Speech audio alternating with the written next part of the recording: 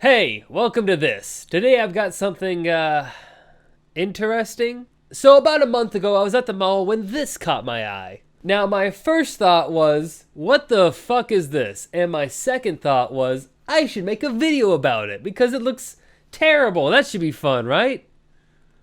I've made a huge mistake. This is Ratatoing, a 2007 film by Video Brinquero, a studio that you may have heard of. They specialize in bootlegs of popular American children's films such as The Little Cars, a ripoff of Pixar's Cars, The Little Panda Fighter, a bootleg of DreamWorks' Kung Fu Panda, and What's Up, a ripoff of another Pixar film named Up. But there are so many more. These movies are not good, not even remotely. This is a flaming pile of garbage. But in the worst movies, I found there are actually some really good lessons you could take away about basic filmmaking. Mainly that they make for great ways to study how films work. Better, in my opinion, than watching a competent or great movie. Sometimes you need to see it done entirely wrong to understand exactly how it works. So a few times this, I'm going to diverge and talk about specific parts in this movie that are just really bad and pick apart why they fail. Well, let's just fucking start now. So we open on a zoom in of Rio de Janeiro, and oof, this is not off to a good start. Let's get in a little closer. Maybe we shouldn't. We start our tale with a restaurant Ratatoing on a typical busy night. Now, let's pause here and soak in the glory of these 3D models, the beauty in this disgusting animation. Look at their teeth. You can see their gums, like every time they open their mouths. This does not look natural or good, oh my god. Then we hear them speak. I must say, that smells delicious. Ooh, this is not getting better.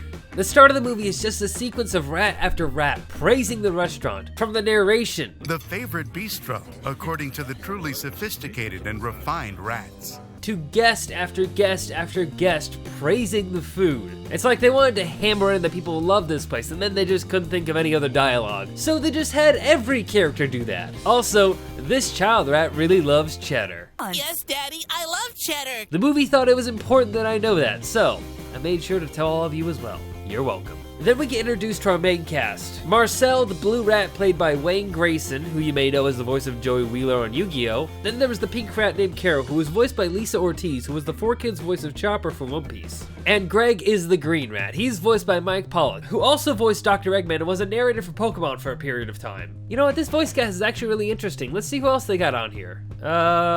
Wait, Dan Green is in this? Dan is the voice of Yugi from Yu-Gi-Oh! As well as the voice of Knuckles from Sonic. Wait, hold on, Mark Diorasson is in this? Fucking Guts from Berserk is in this. I've mentioned Berserk a few times on this channel. It's one of my favorite series, so this was surprising. I mean, let's play a clip from Ratatoing. How did we suddenly get rats? We always are so careful. Okay, now, one from Berserk. All right, who's gonna jerk me off?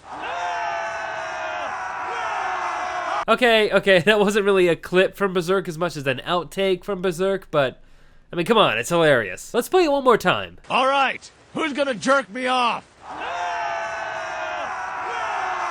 I'm actually incredibly surprised they're able to hire actual actors for this, even if they aren't turning in their best performances, which I would attribute more to the voice direction and the dialogue, and they probably were given like a few times to try it, and they're just like, fucking go with the best take. Come in, do a take, get out, that's all we care about. I guess the budget had to go somewhere because it certainly didn't go to the animation. Well, I got a little off track there. Back to Ratatoing, and we have we have our main characters going on and on about how busy it is and how business is a-booming. And Carol tells Marcel the customers were hoping to get a visit from their master chef. While this is going on, please remember the voice acting and dialogue is absolutely awful.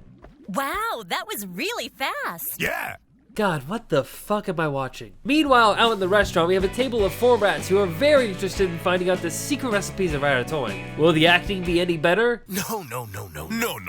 We waste a lot of time with these 4. Like when one of them thinks that they messed up his order and was supposed to be a joke about how there's a fly in his food when he actually ordered the fly and did something else wrong.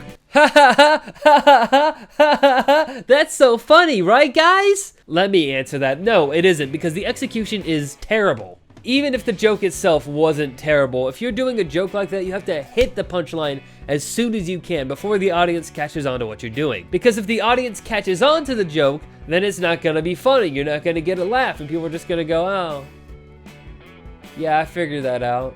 Actually, let's break this one down. So we have the rat noticing something is wrong with his food, then the camera shows us the plate and we see the fly. Then we hear him call for the waiter. Here is where we have the critical flaw. They cut away to another customer trying to decide on their order. Then they go back when the waiter's at the table for the 4 rats. That destroys the flow of the joke. Then we get Glasses McRatface telling the waiter that the sauce is wrong, to which the waiter replies that it's not, and then it turns out it was right the entire time.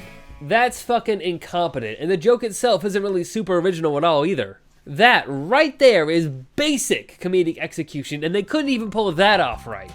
But I digress. Soon after, our main character Marcel is approached by Carol again. Then this happens. Hey, my handsome friend, are you ready for more food adventures tonight? I'm always ready, because I know how to keep my equipment prepared. I'm sure you keep your equipment very well prepared. After that, Carol convinces him to go out into the restaurant to speak with a guest who had been repeatedly asking to talk to the chef. The guests hound him for his secrets, and he tells them that the secret ingredient is lots of dedication and care, because this movie doesn't know how to write dialogue that it hasn't seen in 100 movies before. Eventually, the restaurant closes, and our 3 main characters go on a secret mission to get the secret ingredients from a secret location. Secretly. But first, they gotta suit up. It goes on like this for a little while here. Oh, and because I don't want to mention this later, they do this 2 more times later in the movie. They basically just replay the entire sequence. It's fucking horrible. These people have no shame. Then their secret is revealed to us. They steal their food from the human restaurant nearby. Wow, exciting. What an interesting and original premise. Outside, we see the 4 rats from earlier who reveal that they're actually restaurant owners as well. Their business is failing because it can't compete with Ratatoing, so they've been trying to figure out their secrets. When Otavio, the waiter for Ratatoing, leaves the restaurant with the door open, Anyways, the 4 rats notice the place is open, and one of them goes in and finds a tunnel to the human restaurant and walks in on them, welcome to my hell. Well, with this information, the rival rats decide to go to the human restaurant during business hours and fucking dance. Yep, they just fucking dance around and cause a commotion. But it works, and when the gang comes back, they find a lot of rat traps that do absolutely nothing. Oh, and what they claim to be a cat. Now, the major problem with this scene is that isn't a cat, this is a cat. This is Squishy. He doesn't walk on 2 legs or look like Garfield that just had a whole bunch of meth, got hit by a car, and had botched facial reconstruction surgery. Do ya? He's a proud fluffy fluff boy. This is a fucking nightmare.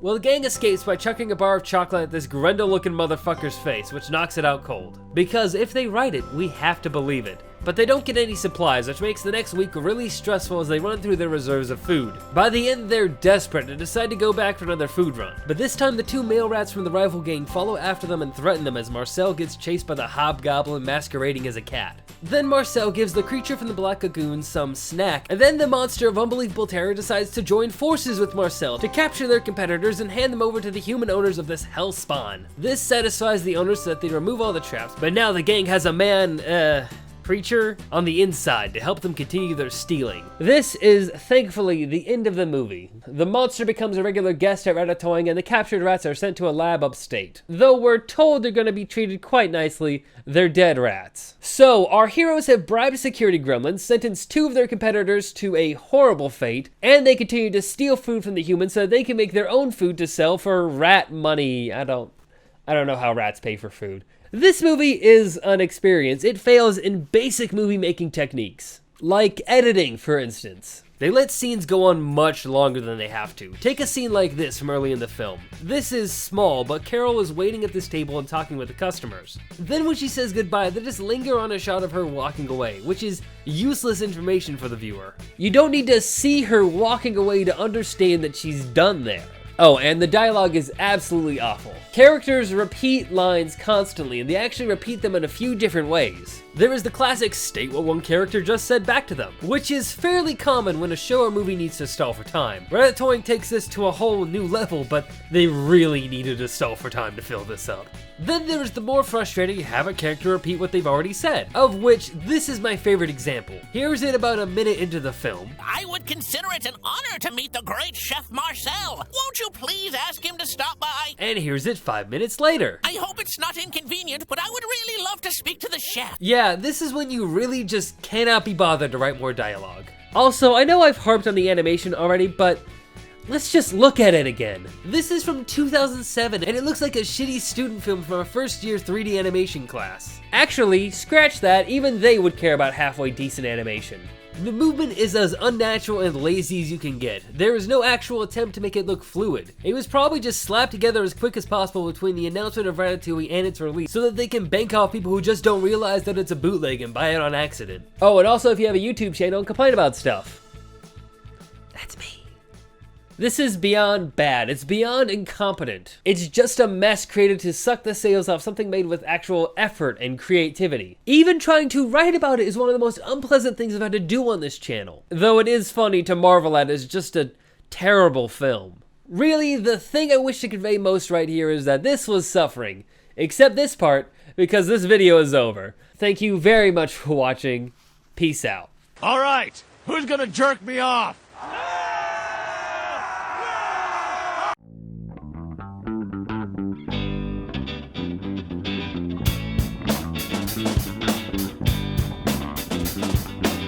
We've been doing this for so long, and yet it's come to this.